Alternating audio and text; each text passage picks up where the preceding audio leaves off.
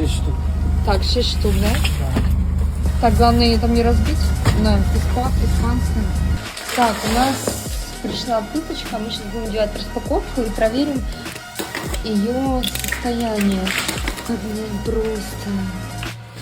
Ой, какая она чудесная, она прям вкусная такая. Ой-ой-ой, вообще, я просто в нее влюблена.